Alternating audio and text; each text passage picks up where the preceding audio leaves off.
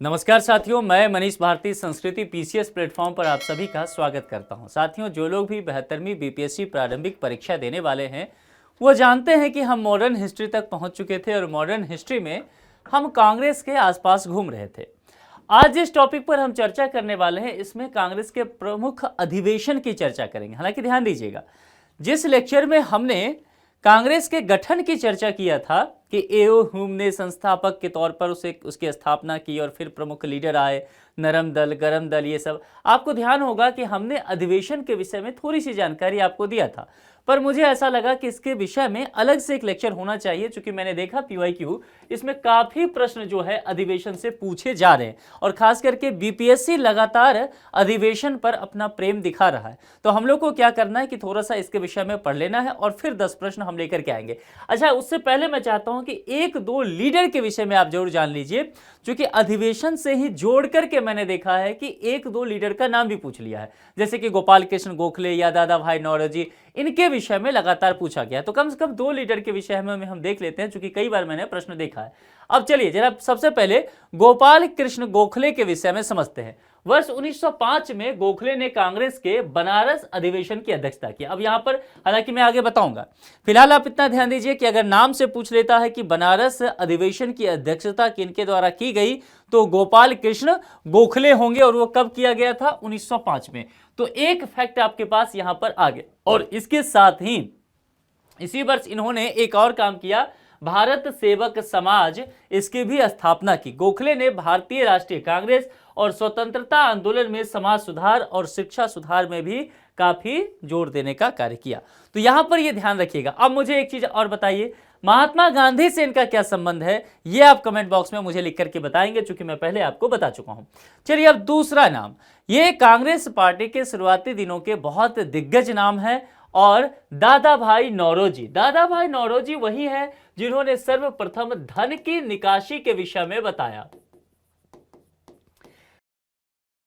यानी कि यह बताया इन्होंने कि ब्रिटिश यहां पर व्यापार करने नहीं आया है, बल्कि यहां के संसाधनों को लूटने के लिए आया है। तो कुल मिलाकर के ये फिलॉसफी इन्होंने दिया, और ये सुधारवादी लीडर में माने जाते हैं। ये कांग्रेस पार्टी के एकदम शुरुआती लीडर में माने जाते हैं, उदारवादी लीडर होते हैं। इनको ब्रिटिश सत्ता जो है उससे बहुत शिकायत नहीं है, बस ये चाहते हैं कि ब्रिटिश सत्ता ठीक वैसे ही न्यायप्रिय कार्य करे जो कि यूरोप में कर रही है। मामला क्लियर है ना? तो चाहते हैं कि वही चीजें यहां भी सुधारात्मक चीजें अपना दी जाए। आजादी की सोच उस वक्त कांग्रेस में नहीं आई है। मामला क्लियर है? तो इन्हें grand old man of India के तौर पर भी देखा जाता है, भारत के वयोवृद्ध नेता के तौर पर जाना जाता है। ये सारे प्रश्न उपनाम से आ सकते हैं, इसीलिए ध्यान रखिएगा। वर्ष 1892 में वह पहले भारतीय थे जिन्होंने उदारवादी दल की ओर से ब्रिटिश संसद सेंट्रल फिन्सबरी क्षेत्र का सदस्य इन्हें चुना गया। शिक्षा और व्यावसायिक योगदान देखा जाए, पहले भारतीय प्रोफेसर एल्फिंस्टन कॉलेज मुंबई में गणित और नेचुरल फिलॉसफी पढ़ाने के लिए नियुक्त हुए, और 1851 में गुजराती पत्रिका राष्ट्र गोफ्तार की स्थापना भी करते हैं। और धन की निकासी पर कई बार प्रश्न आया है, यूपीएससी में भी पूछा गया है, तो यह जरा आपको ध्यान रखना है। मामला क्लियर है? अब चलिए कांग्रेस की अध्यक्षता को लेकर के इनके हम बात करेंगे। तो वर्ष 1886, 1893, 1906 में भारतीय राष्ट्रीय कांग्रेस की ये अध्यक्ष होते हैं। अब एक बात ध्यान दीजिएगा, ये 1885 में हम सब जानते हैं कि कांग्रेस की स्थापना हो रही है। उसके ठीक अगले साल ये यहां पर कांग्रेस के अध्यक्ष भी चुने जाते हैं, और इन्होंने काफी योगदान दिया कांग्रेस पार्टी के अंतर्गत। इसके अलावा उस वक्त के बहुत सारे जो कह सकते हैं बुद्धिजीवी लोग रहे, इनके प्रभाव से कांग्रेस पार्टी में जुड़ते चले गए। क्योंकि कांग्रेस पार्टी की जब स्थापना होती है 1885 में ह्यूम के द्वारा, तो लगभग उस वक्त देखेंगे 70 से कुछ अधिक लोग थे, 72 या 75 के आसपास लोग थे। इसलिए मजाक में कहा जाता था कांग्रेस जो है मुट्ठी भर लोगों का एक संगठन है, बहुत कुछ नहीं बिगाड़ पाएगी। लेकिन दादा भाई नौरोजी जैसे लोग जो है इसमें जब जुड़ते हैं और बढ़ चढ़ के हिस्सा देते हैं, तो इनके प्रभाव से बहुत सारे बुद्धिजीवी कांग्रेस पार्टी से जुड़ते चले जाते हैं। इसलिए इनकी प्रशंसा में CY चिंतामणि ने कहा, भारत के सार्वजनिक जीवन को अनेक बुद्धिमान और निस्वार्थ नेताओं ने सुशोभित किया है, परंतु हमारे युग में कोई भी दादा भाई नौरोजी जैसा नहीं था। अब इनका पद जो है प्रतिष्ठा, कद कितना बड़ा है आप समझ सकते हैं। गोखले ने भी कहा था कि यदि मनुष्य में कहीं देवत्व है तो वह दादा भाई में है। इसलिए मैंने कहा ना कि काफी उदारवादी व्यक्ति के तौर पर ये जाने जाते थे। 1907 में जब विभाजन भी होता है ना कि कांग्रेस अधिवेशन के बाद 1907 का जो सूरत अधिवेशन था, कांग्रेस दो भागों में बढ़ जाती है, नरम दल और गरम दल। नरम दल में जाते हैं वही उदारवादी नेता, वो जो दादा भाई नौरोजी और उनके विचारों से जुड़े हुए थे वो आगे बढ़ते हैं, ठीक है, जिसमें आगे चल के महात्मा गांधी भी आते हैं। अब यहां पर चलते हैं कांग्रेस में प्रमुख जो घटनाक्रम होता है उस पर बात करते हैं। बनारस अधिवेशन की चर्चा, मैंने अभी तुरंत बताया कि बनारस अधिवेशन 1905 में होता है और ये वही समय होता है जब आपको ध्यान होगा गोपाल कृष्ण गोखले जो है वह इसकी यहां पर अध्यक्षता कर रहे होते हैं और इसी वक्त सेल्फ रूल यानी कि स्वशासन पर चर्चा की जाती है। यह पहला समय होता है, फर्स्ट टाइम कांग्रेस के अंदर ये बातें यहां पर की गई। 1906 की चर्चा करेंगे, कलकत्ता अधिवेशन। कांग्रेस ने स्वराज का प्रस्ताव यहां पर पारित कर दिया, क्योंकि इससे पहले जो है वह स्वराज की बात की गई, पारित होता है। इसके साथ ही स्वदेशी बहिष्कार और राष्ट्रीय शिक्षा संबंधित प्रस्ताव भी पारित किए गए। क्योंकि यहां पर देखा जाए 1906 का जो कोलकाता अधिवेशन है तो 1905 में बंगाल विभाजन की बात की गई और बंगाल विभाजन से आगे चलकर देखेंगे स्वदेशी आंदोलन भी निकल करके सामने आता है। तो ये सारा कनेक्शन वहां पर कलकत्ता अधिवेशन से जुड़ा हुआ है। स्वराज का प्रस्ताव इसीलिए यहां पर आता है।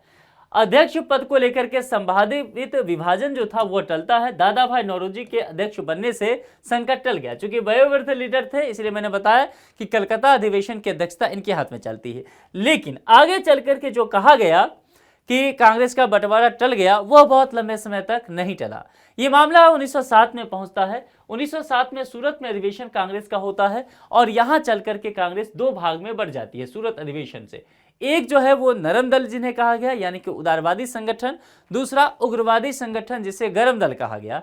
कांग्रेस का दोनों गुट में विभाजन होता है। उग्रवादी चाहते थे कि लाला लाजपत राय जो पंजाब से आते हैं वो अध्यक्ष बने, क्योंकि क्रांतिकारी सोच के थे, और उदारवादी चाहते थे कि रास बिहारी घोष अध्यक्ष बन जाए, क्योंकि वो नर्म स्वभाव के और एक तरह से कह सकते हैं कि अंग्रेजों की जो न्याय व्यवस्था है ब्रिटेन में उसमें यकीन करने वाले थे। ठीक है, इन्हीं बात को लेकर के बगावत हो जाता है और अंततः इसमें रास बिहारी घोष जो है अध्यक्ष नियुक्त हो जाते हैं सूरत अधिवेशन के लिए और यहां से कांग्रेस इसलिए दो भाग में बढ़ जाता है। तो कुल मिलाकर के देखा जाए ये 2-3 अधिवेशन जो है वो लगातार पूछा जाता है कांग्रेस का, तो आप लोग को ये ध्यान रखना चाहिए। ठीक है, अब चलिए इस पर कुछ प्रश्न सॉल्व करते हैं और देखिए कि आप लोग का कितना प्रश्न सही हो रहा है, जवाब कमेंट बॉक्स में देते चलिए। गोपाल कृष्ण गोखले ने कांग्रेस के लिए अधिवेशन में अध्यक्षता की। गोपाल कृष्ण गोखले की बात की गई है, जरा देखिए इसमें पूछा गया है क्या होगा 1905। मामला क्लियर है? 1905 में कौन सा अधिवेशन कांग्रेस का होता है बताएंगे कमेंट में? बनारस अधिवेशन। तो ध्यान रखना है बनारस अधिवेशन की अध्यक्षता इनके द्वारा की जाती है। निम्नलिखित में से किस नेता ने वर्ष 1906 में कलकत्ता कांग्रेस अधिवेशन की अध्यक्षता की थी? यह भी इंपॉर्टेंट है, यह पूछा जा चुका है। ठीक है, आप देखिए बाल गंगाधर तिलक, गोपाल कृष्ण गोखले, अरविंद घोष, दादा भाई नौरोजी। 1906 आपको ध्यान होगा, अभी मैंने बताया था कि कांग्रेस दो फाट में बढ़ने वाली थी, कांग्रेस में बंटवारा की बात की जा रही थी, लेकिन एक लीडर आए और वो अध्यक्ष बन जाते हैं और संभावित बंटवारा विभाजन जो कांग्रेस में था अध्यक्ष पद को लेकर के वो टल जाता है। वो लीडर कौन होते हैं? दादा भाई नौरोजी। डी विकल्प के साथ धन की निकासी का सिद्धांत देने वाले, इनके विषय में हम बहुत कुछ अभी पढ़ चुके हैं। चलिए तीसरे पर चलें। स्वराज को बतौर राष्ट्रीय मांग के रूप में सर्वप्रथम रखा गया। यहां पर स्वराज और राष्ट्रीय मांग के तौर पर सर्वप्रथम कब रखा गया? क्या बीजी तिलक ने रखा था, सीआर दास ने रखा था, दादा भाई नौरोजी ने रखा था, या फिर महात्मा गांधी ने रखा था? है ना, ये यहां पर आपसे पूछा गया। देखिए वर्ष 1906 में भारतीय राष्ट्रीय कांग्रेस के कलकत्ता अधिवेशन में कांग्रेस के मंच से स्वराज की मांग पहली बार रखी गई थी और इसका मूलतः श्रेय जो है वह दादा भाई नौरोजी को ही दिया जाता है। पहली बार ये मांग रखने का काम इनके द्वारा किया गया था। कांग्रेस के मंच से भारतीय राष्ट्रीय कांग्रेस के किस अधिवेशन में प्रथम बार स्वराज शब्द व्यक्त किया गया था? भारतीय राष्ट्रीय कांग्रेस के किस अधिवेशन से आपसे पूछा गया है। क्या वो बनारस अधिवेशन था, क्या कलकत्ता, सूरत, या उपरोक्त में से कोई नहीं था? हम जानते हैं कि दादा भाई नौरोजी कहां से जुड़े हुए थे?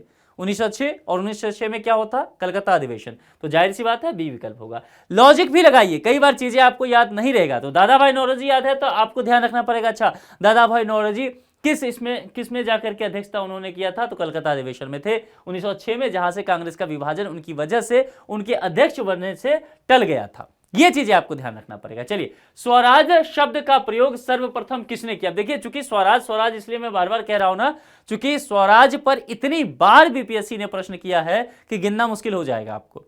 और सिर्फ बीपीएससी नहीं, विभिन्न पीसीएस ने किया है, और सिर्फ पीसीएस नहीं, यूपीएससी ने भी इस पे प्रश्न पूछा है। इसलिए मैंने कहा स्वराज पर घुमा फिरा के बहुत सारे प्रश्न आते हैं दोस्तों, तो आपको ठीक से पता होना चाहिए। स्वराज शब्द का प्रयोग सर्वप्रथम किसने किया, अब आपसे पूछा जा रहा है। सर्वप्रथम किनकी जुबान पे आया, ये व्यक्ति के तौर पे? तो बाल गंगा, अब यहां ये नहीं कह रहा है किस अधिवेशन में कौन अध्यक्ष थे, नहीं, ये सब नहीं पूछा जा रहा, व्यक्ति के तौर पर विकल्प दिया है, तो वह बाल गंगाधर तिलक थे।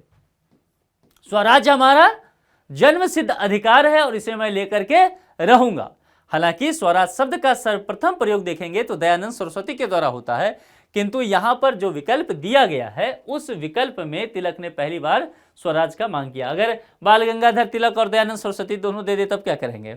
दयानंद सरस्वती के साथ जाएंगे। फिर नारा पे आ जाएंगे कि स्वराज हमारा जन्मसिद्ध अधिकार है, उसे लेकर के रहूंगा, बाल गंगाधर तिलक। देखिए, होता क्या है ना, प्रीलिम्स में आपको कितना नॉलेज है ये मायने नहीं रखता है, मायने ये रखता है कि आप उस नॉलेज का कैसे इस्तेमाल कर रहे हैं, विकल्प में क्या दिया हुआ है, उसके आधार पर क्या आप सोच पा रहे हैं। दादा भाई नौरोजी आमतौर पर किस नाम से जाने जाते थे? पंजाब केसरी, गुजरात रत्न, गुरुदेव, grand old man of India, grand man of India, boy the leader, अभी मैंने आपको बताया है, तो वो grand old man of India, धन की निकासी का फिलॉसफी देने वाले। ब्रिटिश पार्लियामेंट में चुना जाने वाला प्रथम भारतीय कौन था? यह भी अभी आपको क्लियर होगा, विकल्प पर ध्यान दीजिए। रास बिहारी बोस, सुरेंद्रनाथ बनर्जी, दादा भाई नौरोजी, विट्ठल भाई पटेल। दादा भाई नौरोजी, चूंकि ये बहुत ही प्रभावशाली व्यक्ति के तौर पे उस समय हुआ करते थे और इन्हें ही सर्वप्रथम नियुक्त किया गया। नरम दल और गरम दल के रूप में भारतीय राष्ट्रीय कांग्रेस का विभाजन किस अधिवेशन में हुआ? ठीक है, चूंकि कलकत्ता में तो टल गया 1906 में, दादा भाई नौरोजी अध्यक्ष बन गए, लेकिन यह मामला बहुत दिन तक चल नहीं पाया। कलकत्ता के बाद ही यह मामला आगे बढ़ता है, 1906 में टलता है, लेकिन 1907 झेल नहीं पाता है कांग्रेस, और 1907 में जो है वह विभाजन हो जाता है, और उस वक्त जो अधिवेशन होता है वो गुजरात के सूरत शहर में होता है। तो सूरत अधिवेशन में यह काम हमें देखने को मिलता है। यह 23वां वार्षिक अधिवेशन होता है कांग्रेस का। तो अगर पूछ ले संख्या के आधार पर कि कितने नंबर का अधिवेशन था, तो 23वां था, यह भी ध्यान रखिएगा। आगे बढ़ जाए। 20वीं सदी के प्रारंभिक वर्षों में कांग्रेस में विभाजन की प्रक्रिया शुरू हुई। अब यहां ध्यान देना है, अच्छा प्रश्न है, तो किस वजह से क्या? देखिए, पहले ऐसे प्रश्न का विकल्प पढ़िए, कुछ नहीं देखना है। सबसे पहले 20वीं सदी के प्रारंभिक वर्षों में शुरुआत की बात की जा रही है, कांग्रेस में विभाजन की प्रक्रिया शुरू हुई। देखिए यहां पर कहा गया कांग्रेस आंदोलन की रणनीतियों पर, कांग्रेस आंदोलन के उद्देश्य, रणनीति, उद्देश्य, कांग्रेस आंदोलन में लोगों की भागीदारी पर, उपयुक्त सभी, यह आपसे कहा जा रहा है। अब प्रारंभिक वर्षों में कांग्रेस में विभाजन की जो प्रक्रिया शुरू होती है उसके कुछ अलग अलग कारण रहे। उसके कारण के तौर पर नरमपंथी के जो अपने रणनीति रहे, क्योंकि 1907 में होता विभाजन, सूरत अधिवेशन, तो मैंने क्या कहा था, नरमपंथी लोग जो थे उनके अपने जो रणनीति था, उनका उद्देश्य था, आम जनता को अपने साथ ये रख पाने में असफल हो रहे थे। जो उग्रवादी लोग थे वो कह रहे थे कि नहीं, ये आंदोलन सबका बनाया जाना चाहिए। नरमपंथी आम जनता के बीच तक नहीं पहुंच पा रहे थे, काम नहीं किए थे वो पहले, चूंकि इसमें बहुत पढ़े लिखे लोग थे, आम जनता से सीधे जुड़ नहीं पा रहे थे। तो कुल मिलाकर के मतभेद होना यहां पर शुरू हो गया और यह चीज देखने को मिला। कुल मिलाकर के देखेंगे कांग्रेस की रणनीति पर भी, उद्देश्य पर भी, लोगों की भागीदारी पर भी कि लोग अधिक भागीदार नहीं हो पा रहे हैं, तो उपर्युक्त सभी के साथ हम जाएंगे, डी विकल्प के साथ। हालांकि बीपीएससी के ऑप्शन में डी विकल्प बहुत ज्यादा आपको मिलेगा नहीं, ध्यान रखिएगा, डी विकल्प नहीं मिलता है ज्यादा, लेकिन किसी किसी प्रश्न में हो भी सकता है। भारतीय राष्ट्रीय कांग्रेस में सूरत की फूट हुई थी 1907 में। एक ही प्रश्न को घुमा फिरा के बार बार दिया जा सकता है, तो मैं पहले ही बता चुका हूं, सूरत अधिवेशन की चर्चा की जा रही है। चलिए, सूरत विभाजन का नेतृत्व किया था ह्यूम ने, डफरिन ने, तिलक ने, गांधी जी ने। अब इसका जवाब आपको कमेंट बॉक्स में लिख करके देना है, बहुत आसान है। अगर आप थोड़ा सा सोचें तो आप इसका जवाब दे सकते हैं। कमेंट बॉक्स में आपके जवाब का स्वागत है। आप लोग की तैयारी कैसी चल रही है ये मुझे जरूर बताएं। नए साल में कैसे आप लोग काम कर रहे हैं और पढ़ाई शुरू किया ठीक से नहीं बीपीएससी के लिए, ये जरूर मुझे आप बताएं। आज के लिए इतना ही। जुड़ने के लिए आप सभी का बहुत बहुत शुक्रिया। Thank you so much.